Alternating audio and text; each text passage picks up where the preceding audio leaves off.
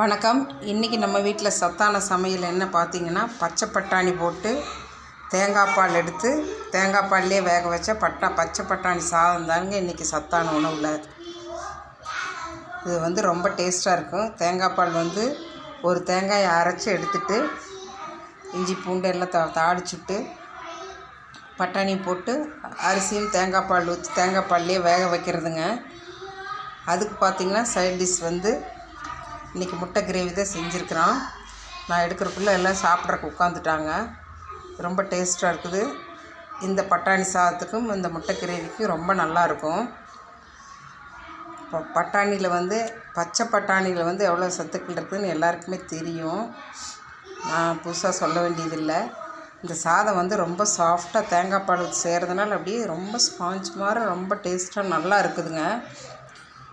நீங்கள் இதே மாதிரி சத்தான சமையலில் பச்சை பட்டாணி தேங்காய் பால் சாதம், அதுக்கு தொட்டுக்கிறதுக்கு முட்டை கிரேவி செஞ்சு சாப்பிட்டு பாருங்கள். ரொம்ப டேஸ்ட்டாக இருக்கும். அருமை சுசி சமையல் ருசி இப்போ இதே லைக் பண்ணுங்கள், ஷேர் பண்ணுங்கள், கமெண்ட் பண்ணுங்கள், சப்ஸ்கிரைப் பண்ணுங்கள். நன்றி, வணக்கம். உங்கள் சுசீலா ராமமூர்த்தி.